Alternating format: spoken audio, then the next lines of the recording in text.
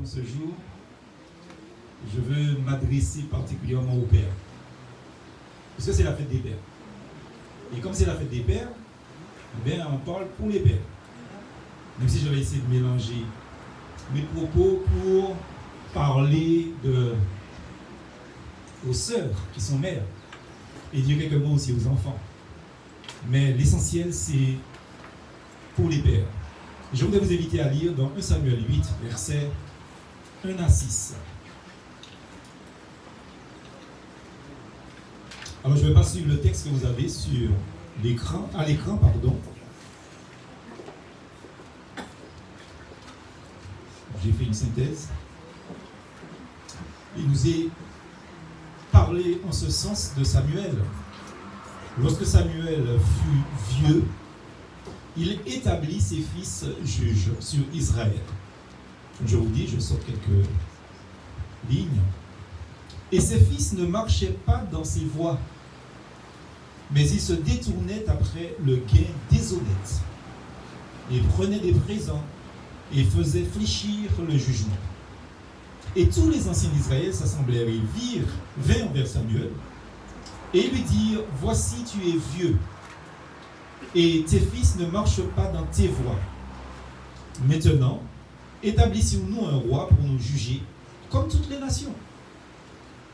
Et la chose fut mauvaise aux yeux de Samuel, qu'ils eussent dit, donne-nous un roi pour nous juger. Et Samuel pria l'Éternel. Amen. Amen.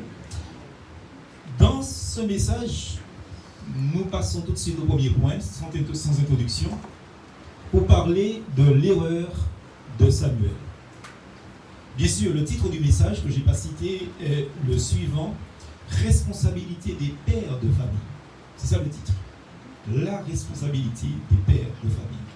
Et dans ce premier point, nous allons donc parler de l'erreur de Samuel. Dans ce premier point, nous allons voir deux sous-points. Et le premier, donc, étant le suivant, un Samuel défaillant dans son jugement. Défaillant. Alors, deux questions. La première, jusqu'à quel point cette erreur montre-t-elle sa défaillance dans la bonne éducation de ses enfants? On va essayer de répondre à cette question. Et la deuxième question, son erreur, justement la faute, la défaillance de Samuel, a-t-il inconsciemment trouvé écho chez Élie? C'est-à-dire, pas écho chez Élie, mais est-ce que Samuel, lui, il a imité Élie dans sa faiblesse? Parce que ça arrive que nous prenions exemple de ceux qui sont devant nous. Et il est très souvent question du fait que nous avons une certaine, je vais dire, un certain émerveillement pour ceux que nous apprécions. Nous pouvons être des fois tentés de ne pas voir leurs erreurs et faire les mêmes erreurs qu'ils ont faites. Maintenant, parlons de la fidélité de Samuel, parce que sa propre fidélité personnelle, je veux dire, vis-à-vis de l'ensemble du peuple, son esprit de prière, parce que Samuel était certainement un homme de prière aussi. Je pense que son engagement, sa fidélité, son esprit de prière exclut la pensée que Samuel était un homme léger. Il faut faire très attention pour ne pas le juger, pour dire qu'il prenait les choses à la légère, qu'il était un homme léger ou qu'il était un homme indifférent quant à ses responsabilités dans sa propre famille. Faisons très attention aussi pour ne pas penser cela aussi et même le dire. Mais les propos de l'ange à Abraham, donnant des ordres à sa maison après lui, justement, sont là. Parce que dans Genèse chapitre 18, au verset 19, la parole de Dieu nous dit: je l'ai choisi afin qu'il ordonne à ses fils et à sa maison après lui de garder la voie de l'Éternel, en pratiquant la droiture et la justice, et qu'ainsi l'Éternel accomplisse en faveur d'Abraham les promesses qu'il lui a faites. Là, il est parlé des patriarches. Abraham, il est parlé d'Abraham, et par extension, on peut parler d'Élie aussi, qui était le sauveur et sacrificateur. Il y a eu des paroles aussi, d'autres paroles qui sont données dans Josué 24, verset 15. On a cité cela. Ce sont des paroles très fortes que Josué il va dire: moi et ma maison, nous servirons l'Éternel. Donc ces deux propos de Genèse et de Josué nous rappelle, frères et sœurs, que la famille tout entière est liée au père de famille. La famille tout entière est liée au père de famille. Ça veut dire, frères et sœurs, comme quoi que s'il y a un papa qui est défaillant, la famille risque d'être aussi défaillante. Et je crois que c'est quelque chose d'accablant qu'une mère, c'est-à-dire qu'une épouse, qui a un père de famille, constate la défaillance de son époux et est obligée de prendre sur son dos les responsabilités de son mari. Et voici, sœurs, ça c'est, il y a des sœurs, il y a des femmes, parce que nous ne nous adressons pas forcément seulement à des sœurs dans la foi, mais nous nous adressons à tous ceux qui nous regardent sur Internet, que nous saluons. Mais sœurs, il y a des femmes qui remplissent bien ce rôle, surtout dans notre société antillaise, martiniquaise aussi, où la femme est très souvent le poteau mitant de la famille. Mais frères et sœurs, très souvent, ce n'est pas toutes les femmes qui arrivent à porter ces charges toutes seules. Parce qu'à un certain moment, elles sont accablées par les responsabilités. Là où elles vont réussir avec les enfants, il y a dans d'autres domaines, elles ne pourront pas réussir. Parce que ce n'est pas leur champ d'investigation. Ce n'est pas leur mission, ce n'est pas leur rôle que Dieu leur a donné. Là, peut-être où elles vont réussir concernant l'éducation, aider les enfants dans les cours, etc., etc. Peut-être au niveau du comportement dans la société, elles ne vont pas pouvoir le faire parce que ça, c'est le rôle du papa. Qui à des moments doit parler et à d'autres moments doit taper le poing sur la table, ou à d'autres moments taper le poing non pas sur la table mais sur le dos. Et peut-être pour ça, si le gouvernement français me regarde, on va m'envoyer en prison, mais la Bible dit de corriger l'enfant. Et frères et sœurs, vous imaginez, quand un enfant est petit, un garçon en particulier, frères et sœurs, il est petit, une mère se tient devant un garçon. Mais quand l'enfant commence à avoir 12, 13, 14 ans, 15 ans, ses muscles commencent à se développer. Si ce n'est pas un enfant bien éduqué, il ne garde pas maman et court. Et quand il ne frappe pas sa mère, il a vrillé sous les roses. Et il a fait ça, il est en Kaila. Ça, un père qui laisse cette responsabilité à son épouse dans ce domaine-là, il a failli. C'est un papa défaillant. Est-ce qu'il y a des mots ici? C'est un papa défaillant. Il est passé à côté de ses responsabilités de père de famille. Le père, frères et sœurs, c'est lui qui doit tenir la famille. C'est lui qui doit mettre de l'ordre dans la famille. Là où la maman n'a pas l'autorité pour se faire entendre, le papa doit être là pour se faire entendre. Et des fois même pas se faire entendre parce que du temps de nos parents en Martinique, frères et sœurs, il suffisait que mon grand-père me regarde. Regardez, comme il disait, mettez Fidji, viens négligé. C'est comme ça qu'il parlait. Mettez Fidji, viens négligé, le Fidji, pourquoi venir sache? Il va vous parler. Et frères et sœurs, nous avons besoin de cette éducation-là en Martinique, aux Antilles et dans le monde entier. Parce que l'éducation qu'on nous propose dans le monde entier, frères et sœurs, démontre qu'à 12 ans, il y a déjà des délinquants. Et en ce moment, c'est le sujet de la société. On est en train de réfléchir, qu'est-ce qu'on va faire avec les enfants de 12 ans? On renverse les valeurs. Et puis après, on réfléchit aux problèmes et à la situation, ce qu'il faut faire pour régler le problème. Mais avant d'avoir le problème, essayez de ne pas l'avoir. Et le meilleur moyen de ne pas l'avoir, c'est que les pères, vous preniez vos responsabilités de papa. Vous les prenez. Pourquoi est-ce qu'il y a des pères qui ne connaissent pas les problèmes que d'autres pères ont avec des enfants? Pourquoi? Parce qu'ils ont assumé leur rôle. Et ils ne le connaîtront jamais. Parce qu'il y a des problèmes que je n'ai jamais connus. Je n'ai jamais connu avec mes enfants. Et que je ne connaîtrai jamais puisque maintenant ils sont grands. Pourquoi ça? Parce qu'il y a des papas qui laissent aller. Il y a des pères qui ne prennent pas leurs responsabilités. C'est le papa qui doit donner le ton dans le foyer. C'est le papa qui doit diriger le foyer. Quand il y a un problème, le papa doit être là. Amen. Pas absent. Et c'est ce discours que nous tenons parce que c'est ce discours que donne la parole de Dieu. Josué, il a dit, moi et ma maison, nous servirons l'Éternel. C'est le papa qui décide, justement, dans le domaine religieux de l'éducation qu'il a donné à son enfant. Ce n'est pas la maîtresse d'école, ni le maître d'école, ni le professeur d'école. C'est le papa. Amen. Moi, j'ai interdit à des pères, professeurs, pères, maîtres, à des mères, maîtresses d'école, etc., de changer l'éducation que je donne à mes enfants. Ce n'est pas votre rôle. Votre rôle, c'est d'éduquer. Alors, c'est certes, vous pouvez exposer des sujets pour lui dire que est-ce que Dieu existe, c'est votre rôle, mais vous n'avez pas le droit de lui dire non, Dieu n'existe pas. Vous n'avez pas le droit de dire ça. C'est pas normal qu'un professeur parle comme ça à un enfant. Vous pouvez l'aider à réfléchir, est-ce que Dieu existe? Parce que si le papa a une foi fondée dans le Seigneur, dans la parole de Dieu, quand l'enfant va venir pour lui dire, le maître m'a dit, est-ce que Dieu existe? Le papa va dire, tu m'as assis à mon dos que bon Dieu existait. Le papa qui parle, tu m'as dit, effectivement, bon Dieu existait. Le rôle de ces gens-là, c'est d'éduquer, mais ce n'est pas de donner l'éducation à notre place.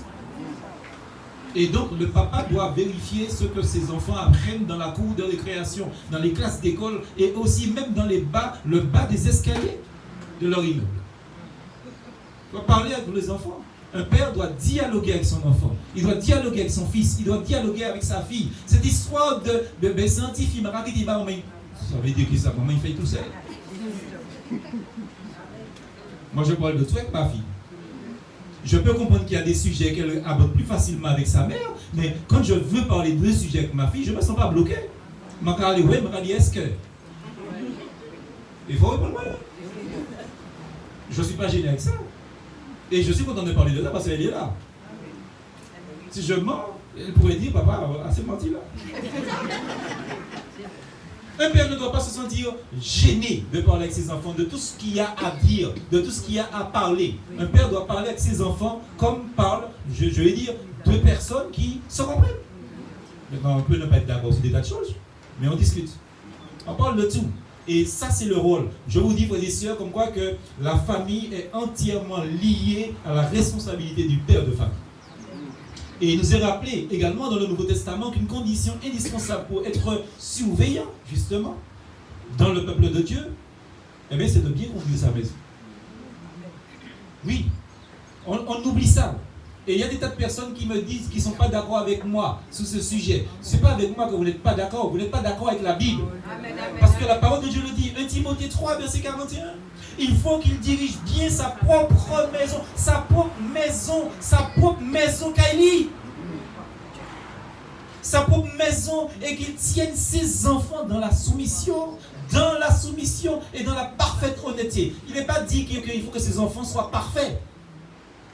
Mais les enfants doivent être honnêtes et soumis à leurs parents. Mais il faut comprendre ça.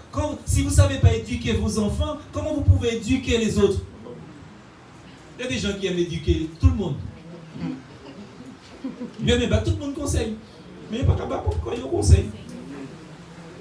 C'est pas normal, frères et sœurs. Moi, ce que je dis à un jeune de ne pas faire, je dis à mes enfants de ne pas le faire. Amen.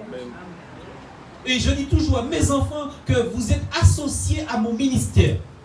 Parce que le jour où vous allez vous conduire mal, moi je vais arrêter mon ministère. Mais je vais dire que c'est à cause de vous que j'ai arrêté mon ministère. Vous avez brisé mon ministère. Bien comprendre ça. Il y a des enfants qui comprennent que même les enfants et l'épouse sont associés au ministère, l'épouse est associée au ministère de son mari. Que vous parlez, comprendre ça, pas comprendre ça, c'est problème. Mais il faut comprendre ça. Amen. Les enfants sont associés au ministère de leur mari, leur papa, pardon. La femme au ministère de son mari, pardon. Il faut comprendre ça. Si une femme se comporte mal, il brise le ministère de son mari dans l'église. Si un enfant se comporte mal, il brise le ministère de son papa, même si son père n'est pas pasteur, même si son père n'est que prédicateur, même si son père, dès que son père a un rôle d'enseignement, eh bien, il doit marcher doué. Amen. Il faut aller marcher doué, c'est parti. Vous comprenez ça? L'enfant doit marcher droit. Il faut qu'on comprenne ces choses-là. Et la parole de Dieu nous dit que l'ancien, le surveillant, doit être un modèle. On va dire, allez dire aux gens, justement. C'est pour ça que moi j'ai toujours dit ça. Et j'ai déjà eu ce problème avec beaucoup de dirigeants d'église. Vous ne pouvez pas être un dirigeant d'église et commettre l'adultère et continuer à mener une église. Amen. Il y a des gens qui ne veulent pas comprendre ça. Des gens, ils commettent l'adultère. L'église met ces pasteurs-là sous discipline, et quand l'église les met sous discipline, ils vont créer une autre église. Mais le pire, c'est qu'il y a des gens qui vont avec lui. Alors, il faut comprendre que tout le monde qui regarde les Bibles, je vais dire ça en français. Tous les gens qui suivent ces sortes de bergers, entre guillemets, sont des gens qui certainement font la même chose aussi. Ils sont fâchés. Mais c'est ça. Ça veut dire comme quoi, qui se ressemble, ça ressemble. Amen. Et il y a des tas de personnes, vous savez, il y a beaucoup de personnes qui veulent venir à l'église d'Ajoupa-Bouillon, mais il y a encore beaucoup plus de personnes qui ne veulent pas venir. Moi qui ça, vous êtes ça, là, je vous dis, il y a des tas de personnes en Martinique, même dans le monde entier qui m'écrivent. Il y a des gens qui sont en France, qui ne sont pas encore à la retraite, qui me disent, Pasteur Edjam, où est-ce que tu as ton église? Quand je suis martiniquais, quand je vais venir en vacances, quand je vais venir à la retraite, je viens à Ajoupa-Bouillon. Il y a des tas de personnes qui me disent ça. Mais il y a encore 3 fois, je vous dis, multiplié par 100, ça même, pas le lien à faire plus. Parce que vous dites ça, il faut qu'on dénonce le péché. Amen. Moi, je ne veux pas être le pasteur de personnes qui vivent mal. Amen. Vous vivez mal, je ne suis pas votre pasteur. Amen. Pas les dit. Pas dit que c'est vous les pasteurs. Pas dit ça. Parce que des fois, moi, pas savent, hein. Même d'autres savent. Mais c'est qui pas ça? Il y a un bail là aussi. C'est comme ça que les gens fonctionnent. Et je vous dis ça par expérience, les sœurs. Ce sont des situations qui s'est déjà produites dans mon ministère. J'ai connu des personnes, même dans le ministère, avec qui j'avais rien à voir, mais d'une certaine manière, je n'étais pas dans la même église, mais ils sont dans le ministère. Comment on parlait bien, les gens connaissaient la vie de ces gens-là. Et bien les gens pensaient que j'étais comme ces gens-là. Mais je vous dis, hein, le jour où j'ai su ça, moi j'ai été le premier à sanctionner ces personnes. Faut faire attention. Un père doit être un modèle. Et la parole de Dieu est claire sur ça.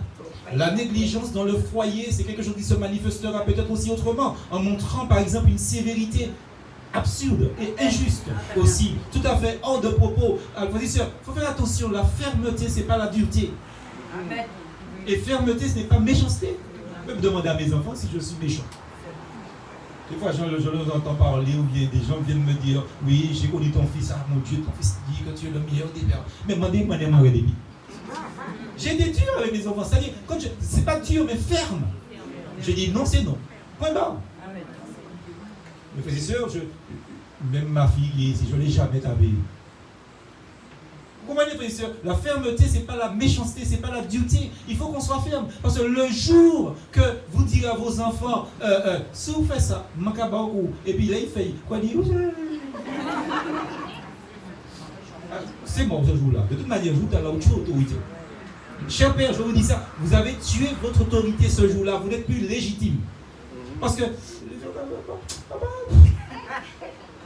il ne peut pas dire que papa parle d'ailleurs, mais c'est ça que ça veut dire.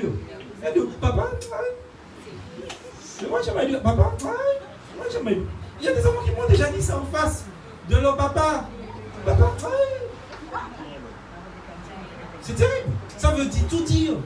C'est-à-dire comme quoi que le type il n'y a pas d'autorité sur l'enfant. C'est terrible.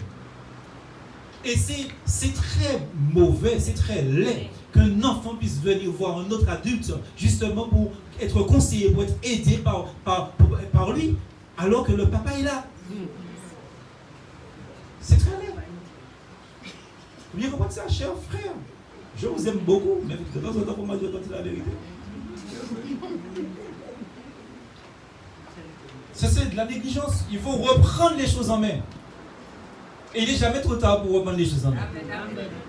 Le père doit donner l'exemple. Quand papa dit, bon, tout le monde qui a allé à la réunion, tout le monde qui a allé à la réunion. Annie, je ne sais pas, je n'ai pas envie, je donne. Non, tout le monde qui a à la réunion. Sans que la personne est mineure dans le foyer, c'est le papa qui dirige son foyer. Et même des fois, les majeurs, ton cas est mounon pour respecter mounon. Comme on papa c'est comme si on va sentir que on pas caillou c'est ce que ma mère me disait. Je dis à maman il m'a dit maman m'a dit ça si on va rentrer au grand point caillou. Depuis ce jour-là j'ai toujours été poli. J'ai compris que je ne peux pas payer un loyer. Et pourtant j'avais 19 ans.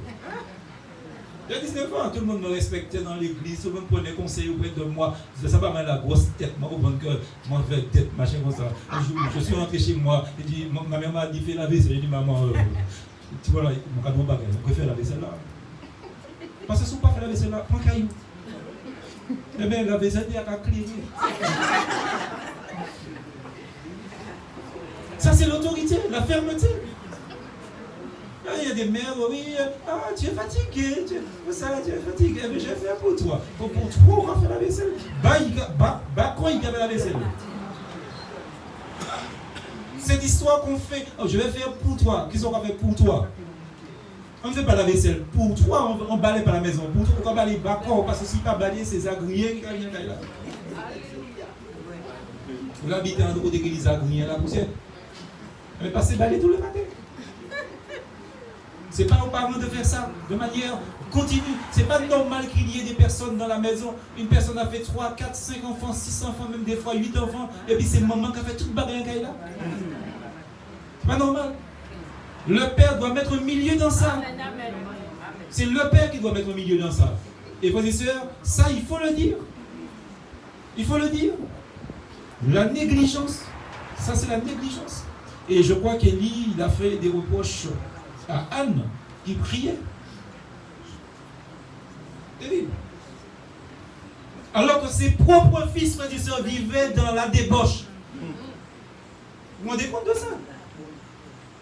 Ses propres fils, les fils d'Élie, vivaient dans le péché sans être repris par leur père.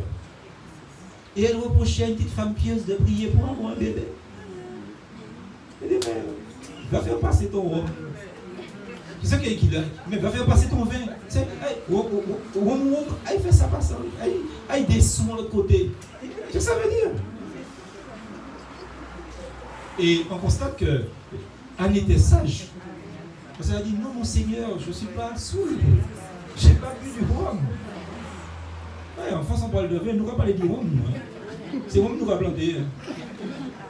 On parle de vin, nous ne pas faire du vin. Non, je n'ai pas bu de rhum. Elle a répondu sagement. Comme quoi que même quand vous êtes offensé, répondez sagement. Amen. Deuxième sous-point. Samuel était en partie responsable. Il n'a pas saisi ce que Dieu attendait de lui. Ses absences fréquentes de la maison, son intérêt pour tout le peuple qui l'accaparait, avait certainement, sans qu'il ne s'en doute et sans qu'il ne s'en rende compte, ça avait certainement fermé ses yeux sur ses responsabilités dans son pauvre foyer. Et des fois, l'insouciance de certains pères, c'est de vivre que pour travailler. Alors, leurs consciences sont tranquilles. Ils tranquillisent leur esprit par le simple fait qu'ils se disent, si je vais travailler, c'est pour vous donner à boire et à manger. Si je vais travailler, c'est pour vous acheter ce dont vous avez besoin. Mais la responsabilité paternelle, la responsabilité de père, c'est pas seulement de donner à boire et à manger, c'est d'accompagner les enfants. Et d'être à côté de son épouse. C'est pas normal que vous partiez à 6h et que vous rentrez à 6h du soir, sans que ce soit votre travail qui vous le pose. Il y a des personnes qui, même en sortant du travail, au lieu de rentrer chez eux, eh bien, ils vont ailleurs. Il faut rentrer caillou. Parce que ça n'est pas normal. Si de 6h à 18h ou 10h, c'est pourquoi manger à l'autre côté. Et la question, c'est l'heure à manger. Et si vous n'avez pas manger de l'autre côté que nous avons s'y poser, on dit peut-être qu'on dit je suis au restaurant, je suis. Et puis qui nous au restaurant? Ah oui, il y a des questions qu'il faut poser. Là, le monde entier, il faut dire non. Voilà, ce sont des questions qu'il faut poser. On dit oui, chérie, tu étais fatigué, tu as fait prendre un peu d'air marin, prendre la merde. Tous les jours, il y a prendre l'air marin. Tous les jours, vous avez mariné l'esprit. Vous faisiez où? Hein? Vous faisiez ça, madame? Vous faisiez ça, c'est pas normal. Ah oui. Tous les jours, vous avez mariné l'esprit et puis la main. Tous les jours. Il y a la montagne pelée, qui a soufflé, l'air frais. Sur la montagne pelée, il fait 18 degrés. Et voilà la fraîcheur, qui rafraîchit l'esprit. Tous les jours, l'esprit qui a rafraîchi. Vous ne pouvez pas dire rafraîchir un jour plus. Pas qu'on est protocole, non, il faut que l'homme rentre pour manger chez lui. Et là, je parle aux belles-mères aussi. Et aux mamans. C'est pas normal que votre fils vienne manger chez vous toute la sainte journée. Vous dites, il mange caillou. Et si vous lui donnez un petit péroir, ou bien, comme on dit dans notre culture, gamelle, dit, bon gamelle là, allez manger une madame li caillou. Il n'y a pas question de t'asseoir chez ta mère pour manger, parler de maman. Non, non, non. Prends gamelle là, il plaît, allez manger madame. Parce que madame ou bien envie goûter ça, il n'y a pas bon là aussi. Hein? Non? Les sœurs, non? Hein? Non, le Seigneur nous dit comme quoi qu'il faut faire très attention. Nous sommes des gens responsables et Samuel était en partie responsable de la situation. Des fois, quand les foyers se disloquent, quand les foyers justement se bouleversent parce que ça implose de l'intérieur et après ça explose de l'extérieur, mais c'est pas très souvent, c'est que le père n'a pas assumé son autorité paternelle. Et c'est important. Et j'invite les internautes à faire circuler cette vidéo partout. Déjà, vous allez voir ma belle. Tu as vu? Mais ces paroles doivent être entendues par tous les pères. Les pères doivent entendre ce message-là. Et ceux qui sont des sœurs ici et qui n'ont pas justement la bénédiction d'avoir leur époux dans la même église qu'elle, justement, ou bien parce qu'ils ne sont pas encore convertis, ils doivent entendre ce message. Pour qu'ils sachent quel enseignement on vous donne aussi. C'est plus on a au faveur, ils ont intérêt à venir ici pour entendre ça aussi. Et je me dis comme quoi que il y a une parole qui est dite dans Cantique des Cantiques, chapitre 1er, verset 16. Il est dit, ma vigne qui est à moi, je ne l'ai point gardée. Ma vigne qui est à moi, je ne l'ai point gardée. C'est un texte qui est là, c'est trop souvent la triste confession de ceux qui ont travaillé dans les vignes des autres. C'est pas le cas il est comme dans la radio là. Hein? Il faut labourer pour champ. Pas aller labourer champ, voisin. Ah, comment ça? Comment ça m'a dit là? Vous savez, on quitte en ville abandonnée, enfin, en champ d'archives, vous voyez, c'est vous pas de vie. Zepka aussi dans d'archives. Comment ça m'a dit là? On n'a pas épée. Il a dit, ma vigne qui est à moi, je ne l'ai point gardée. Il n'a pas fait son travail. Et vous savez comme quoi que si ou pas qu'à occuper du propre vignon, si tu ne t'occupes pas de ce dont tu dois t'occuper, en l'autre qui occupé dit de même quand on va aller occuper ta voisine qui va occuper ta voisine.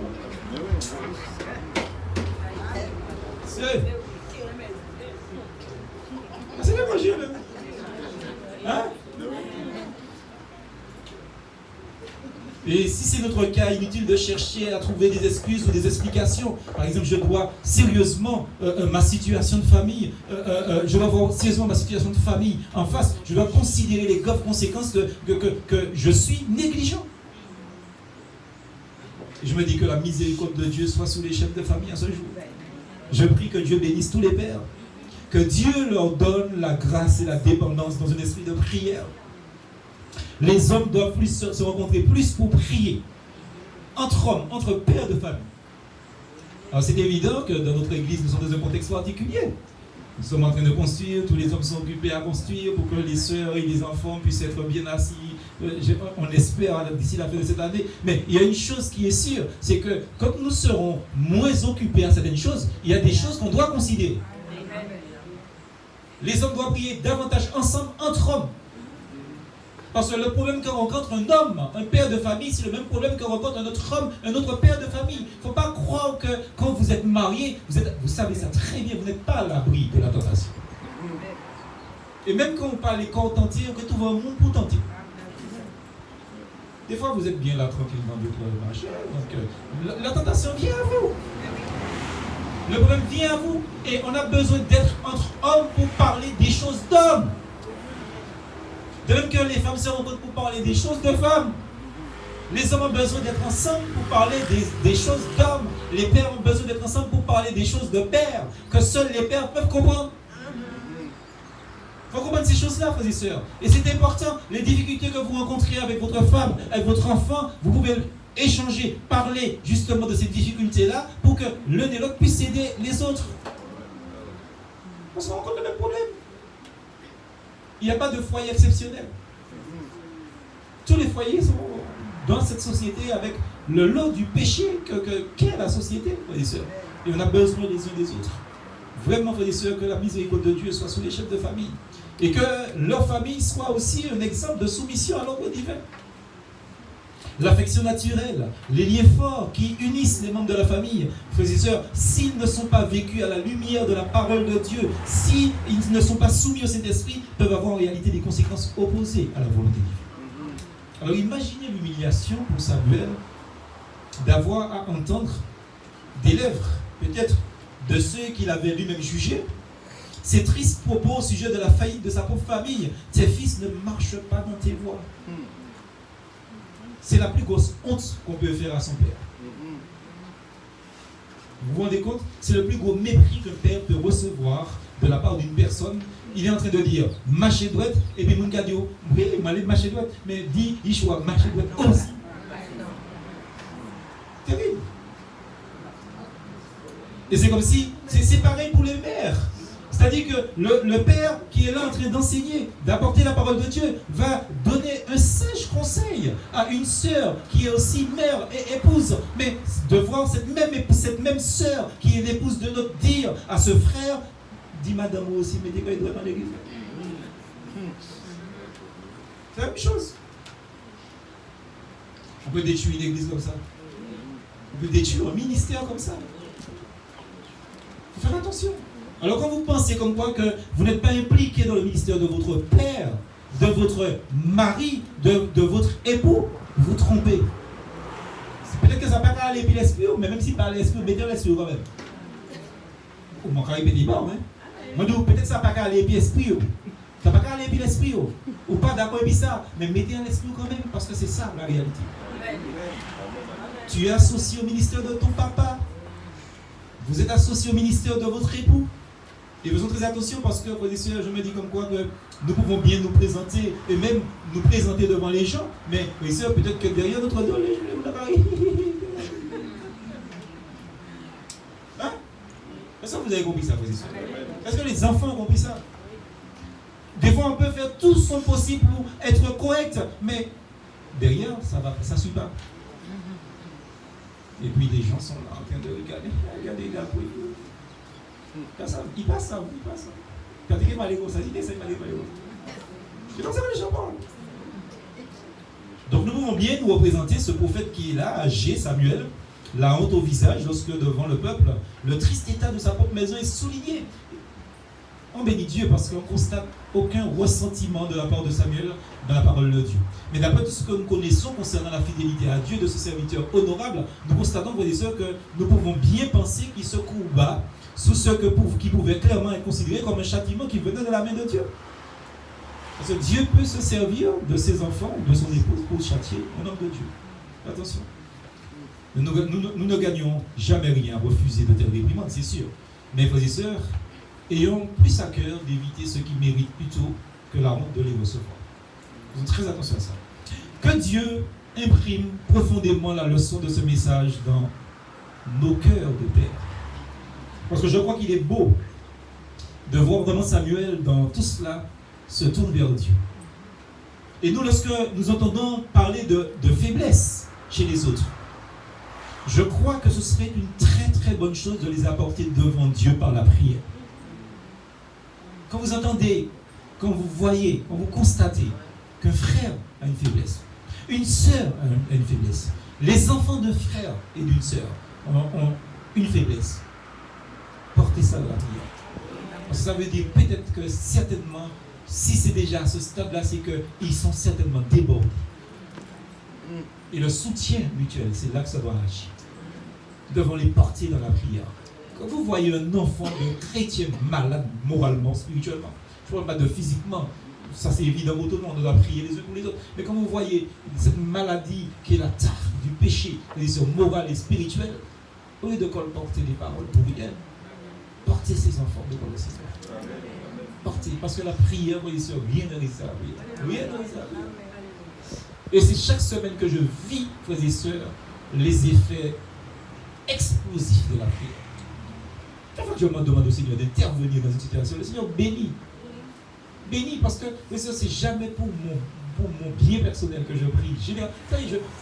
Je prie pratiquement, frères et sœurs, pas pour moi. Je vous assure, hein, j'ai oublié le jour où j'ai passé du temps dans la prière pour prier pour moi. Mais je prie tout le temps, frères et sœurs, mais je prie que pour les autres. Mais chaque fois que je demande au Seigneur, interviens pour le bien de cette personne, pour le bien de l'Église, pour le bien du témoignage, Dieu agit. Et des fois, très souvent dans la semaine même. Alors faisons très attention. Faisons très attention. Nous devons porter les frères et sœurs dans la prière. Et surtout, quand nous voyons qu'il y a des pères défaillants, comme ce fut le cas pour Samuel, nous devons prier pour que Dieu aide à cette défaillance. Qu'il ajoute justement la force à ce frère. Et je me dis qu'il est beau de voir comment Samuel, dans tout cela, il se tourne vers Dieu et qu'il a agi vraiment avec sincérité. Nous savons, frères et sœurs, qu'il n'y a personne de parfait sur la terre. D'ailleurs, dans Jacques chapitre 3, verset 1er et verset 2, il est question de la défaillance humaine, des déficiences même. Mes frères, qu'il n'y ait pas parmi vous un grand nombre de personnes qui se mettent à enseigner, car vous savez que nous serons jugés plus sévèrement. Nous bronchons tous de plusieurs manières. Si quelqu'un ne bronche point en parole, c'est un homme parfait, capable de tenir tout son corps en bride. Donc il n'y a personne de parfait. Donc chaque père aussi, frères et sœurs, mais ce n'est pas une raison donc de faire n'importe quoi. Mais chaque père est aussi imparfait. Et nous devons, d'une certaine manière, montrer notre solidarité fraternelle et spirituelle à chaque père. Amen. Au contraire, ne l'oublions jamais, et je vais finir là, nous n'allons pas voir le deuxième point ni le troisième point. Je sais que c'est un jeu exceptionnel pour vous. Mais je voudrais dire quelque chose. La seule chose qu'il y ait d'une personne réellement dans ce monde, c'est l'amour. Frères et sœurs, si vous voulez gagner quelqu'un, aimez la personne. Et montrez à la personne que vous l'aimez. On ne gagne pas les gens sans amour. On ne gagne pas les gens sans amour, frères et sœurs. Vous comprenez ça? C'est comme on dit en créole, ou pas capable de mouche et puis vinaigre. Et puis qu'ils sont capables de mouche et puis miel. Comprenez ça, frères et sœurs? Quand vous montrez à une personne, quand vous aimez une personne, et que vous démontrez à la personne que vous l'aimez, vous allez gagner la personne. Mais il ne s'agit pas de dire aux gens que vous l'aimez. Il faut prier pour les gens. Parce que moi, je crois que ce qui permet à quelqu'un d'aimer quelqu'un, c'est quand on prie pour les gens. Si vous voyez que quelqu'un est désagréable, priez pour la personne parce que la personne est désagréable. Pas dire, c'est les gens du monde qui parlent comme ça. Priez pour la personne. Je vous dis que, mes sœurs, la seule chose qui casse les bras des gens, c'est l'amour.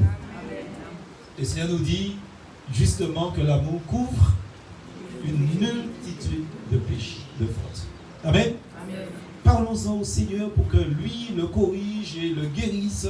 Et aussi directement, parlons des fois, quand le besoin s'impose, disons-le à l'intéressé. Et dans des cas particuliers, si nécessaire, parlons vraiment comme le Seigneur nous demande de le faire, avec amour. Parce que le Seigneur nous dit de dire la vérité dans l'amour. Il y a des gens qui disent la vérité, mais la vérité, des fois, ça vaut de faute. Et comme je dis toujours, c'est parce que vous avez raison que vous devez parler de n'importe quelle manière à des personnes.